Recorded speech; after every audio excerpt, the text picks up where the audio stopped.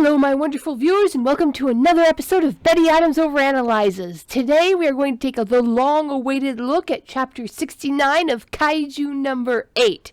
It has been a full month since our last chapter of Kaiju number 8, and we were all hungry to get into this chapter.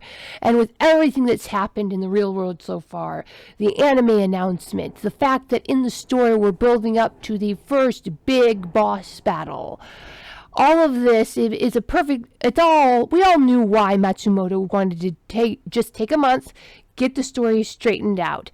And he's come back with some excellent quality storytelling with all of Matsumoto's signature Kaiju number 8 elements. This will be a spoiler-free version, but if you don't want to hear any more, I'll give you a chance now to click away and go check out my books. Humans Are Weird, I Have the Data, and Humans Are Weird, We Took a Vote. And there is a third Humans Are Weird book coming in October. So 1 month from now, you will see the announcement that the Indiegogo campaign is starting up for my book, Humans Are Weird, title to be revealed on launch of campaign. But if you want the current books, you can get them on Amazon, Barnes & Noble. They're just short story collections of human absurdity. Now, back to Kaiju number 8. Okay, I just wanted, without giving any spoilers, the opening sequence, the cold open, comes in on a character that we've seen before and that I have been wanting to see again so badly. I wanted to know what this character's relationship with Kaiju number 8 and Kafka was going to be, and I was really, really hoping we could see her again.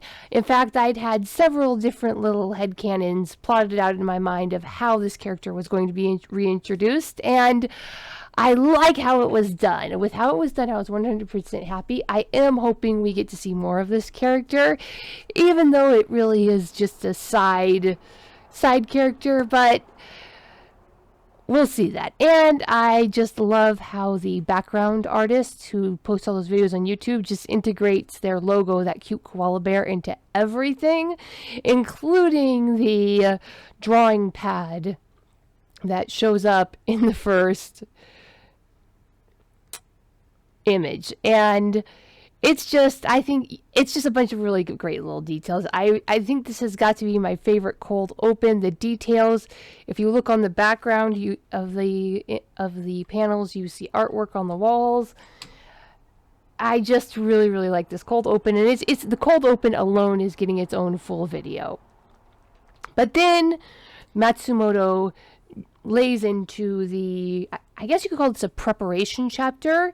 Every single manga shonen battle arc starts with a chapter or a series of chapters where it shows everybody preparing. And you might say, yes, that's what we've been doing for the past several chapters, but this is the one that kind of brings it all together right before the big attack.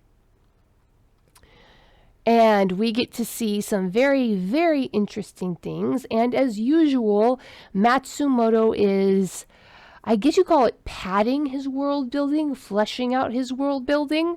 And in the story, Matsumoto drops these hints. Just like I recently released a video on the chapter where Vice Captain Hoshino took Kafka to the shrine and talked about the shrine and its historical significance in the Battle of 1657. And that, giving that specific date, went straight to my brain, and it was a flag for me that said Matsumoto was referencing something specific. Now, in a usual manga, this is probably going to be only referencing something inside the manga. But this was a historical event, so I went and looked that up, and lo and behold, there was a massive fire that destroyed the exact region that was mentioned in that exact year. Now, it was caused, just like the Great Chicago fires and just like the Great San Francisco fire of 1905, it was caused by the primitive construction of the the primitive fire suppression systems and the primitive and disorganized, basically, building codes. There were no building codes in 1657, even in Japan. So without the building codes, when a fire broke out, the entire area was just devastated. And then they have building codes, and there are even parks and shrines to this day in that area that are a direct result of that fire, that very real fire that inspired the fictional Kaiju attack of 1657, as referenced in a previous chapter. And in this chapter, we start off with another little comment that was a green flag to me. Without giving any spoilers, the English translation of the Japanese symbol ni showed up, and I immediately recognized it from the context. Because if you remember, there was a meme going around about the station cat, Tama, and the fact that this station cat, it was just a very, very cute, adorable story. There was a cat at a Japanese train station that was the station master, I believe it was, and everybody loved this cat, and whenever the cat was in the station's usage went up. And when the cat passed, and they brought in a kitten to train as the cat got older, and so this cat was replaced. Over the course of her long career, she was promoted to super station master, she was given a knighthood, and now she's been promoted to basically the patron deity of the train station. There's a shrine to her, and they bring each of her successors in to make offerings at the shrine. Now, the first successor was Nitama, and then you have Yontama, who is training to be Nitama's successor. Now, I of course saw this on a Tumblr post, and someone who understood the Japanese language much better than me, which isn't saying much, went in and said, I want to know what happened to Santama, or Suntama, because Ni means second, basically in this context, second Tama, and Yon means fourth Tama. So what happened to third Tama? So when I saw that Ni, it immediately sent up a flag. This is the second of something, which of course has an overlap with the name of the series, Kaiju number 8. And so I said, well, what is that? So I looked at the context, and I concluded that from the context, from the other words around it that were also in English phonetic translations of the Japanese words, I was able to refine my Google search, and it took me down another rabbit hole, going back not to 1657 this time, but to the mid-1800s, which was a time of upheaval and change across the entire world. The U.S. was going through its civil war, nations were rising and falling, being born and disappearing in Europe, and in Japan, Admiral Perry sailed in with his black ships, completely destabilized the entire structure, and caused Japan to go from a very insular, non-communicative community to bringing it into contact with the rest of the world. And there were certain responses to this history.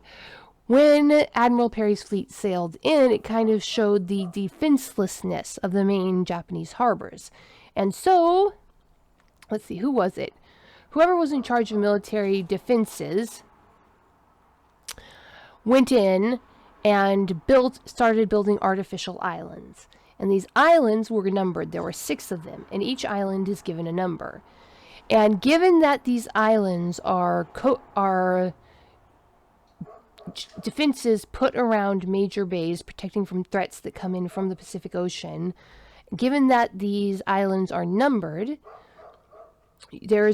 each of them was built to hold a battery of guns to protect them from ships. And I believe this was the images of the first defense operating those giant turrets was sort of a reference to this too.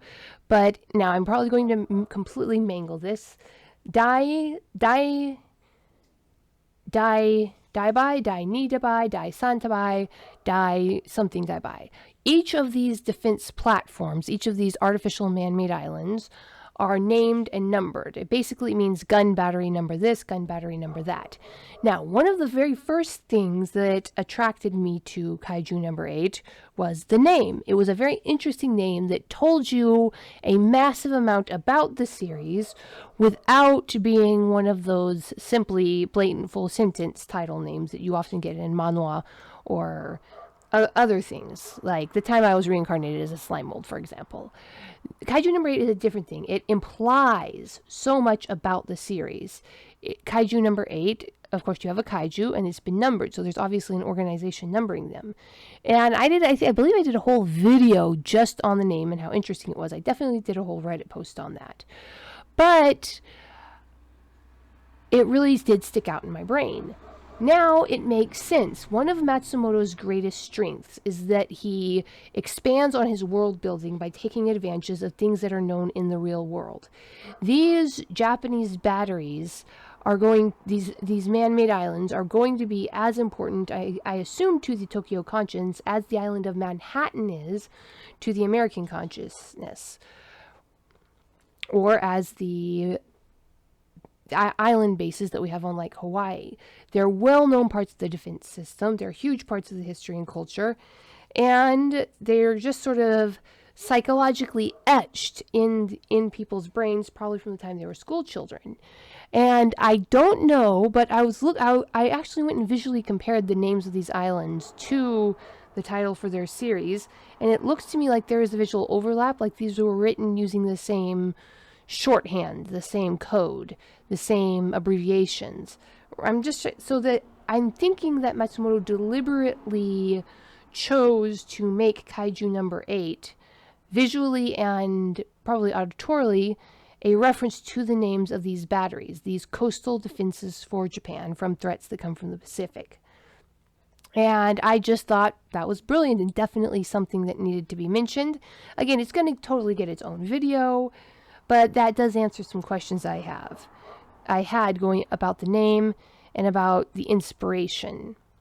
It's kind of like when you learn that Tolkien basically lifted all of the dwarf names and the entire plot for The Hobbit straight out of classic Nordic mythology.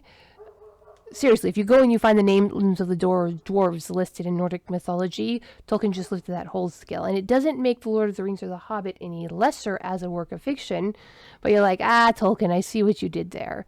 Likewise, Matsumoto's naming conventions. Again, I think it really adds more to them, doesn't detract from them, that Matsumoto copied these off of real-life situations. So, we have a chapter that is 99% people, warriors struggling to prepare for a coming invasion. Then we get some really great, I won't call it character development, it's character establishment. And we get something that everybody, I think, has been wanting for a long time. But again, no spoilers. You'll find out what that is, what extremely satisfying character relationships you get a peek into by the time this chapter is over. And of course, I'm not going to call this a spoiler because we've all seen this chapter pattern before. The big battle is coming up. You get an extra long chapter that establishes how everybody's working so hard training. And then at the very end of the chapter, the threat rears its ugly head. Literally, quite literally. Now, there is so much going on here, especially from my perspective. As you know, I have been obsessing over the effect that Director General Shinamaya's consciousness has been having on Kaiju number 8 and the formation of those Daikaiju that we saw in the last chapters. And we get to see, I don't think it's any surprise that we get to see one of them again, and one of them is the Herald of Doom for the oncoming threat.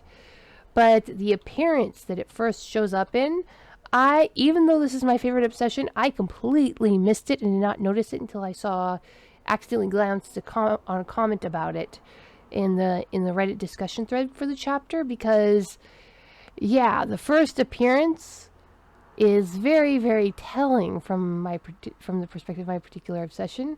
And then the final chapter, like I said, this chapter just illustrates everything I love about Matsumoto's style. You have the historical reference. You have the wholesome human interaction, being wholesome while also being realistic and therefore avoiding harm. And then you have the science, history, psychology.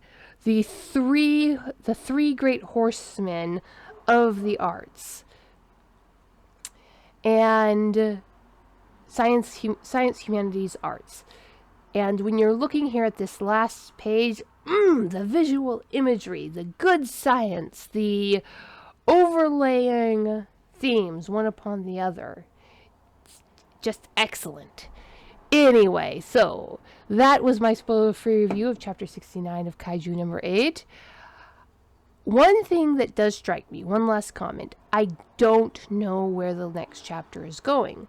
Obviously, the battle is beginning, but Matsumoto likes his time jumps, and the way the final page ends, this could be a kaiju that is the kind that instigates a massive initial battle, but I'm not sure that is what is going to happen, because this is also could be the kind of kaiju that comes in, causes a mess, makes an event, and then recedes into the background. This might be one of those. So I genuinely don't know if we're going to go straight to a battle from here, or everybody will just be scrambling and trying to figure out what to do until the actual physical threat shows up, because I don't know that this kaiju is going to be any sort of direct physical threat to a armed officer. This might be like an Okanagi, a hurl kind of kaiju. We don't know, and I have no idea how this battle is going to play out. Is it going to be dozens of chapters? Is it going to be a short battle? I think, yeah, the way Matsumoto has set it up, it could go either way. So I am looking forward with anticipation and intense curiosity to how the next chapter is going to go. So what do you think, my wonderful viewers? Do you think the next chapter is going to start off with a bang and immediately jump into active combat? Or is the defense force going to be scrambling, trying to figure out where to strike and what to hit? Because this kaiju attack just faded into nothing after wrecking all this havoc. So tell me what you think. I'd love to hear your comments in below the video. Hit that like and subscribe button, and peace out, my wonderful viewers. Humans are weird. We took a vote, and humans are weird. I have the data. 2 books in a series of human absurdity. Go check out these short story collections. What will our little green friends think of us when we finally do make it to space? Find out the answer in 2 books of human absurdity. Humans are weird, we took a vote, and humans are weird, I have the data. Available on Amazon, Barnes & Noble, Kobo, and Google Play.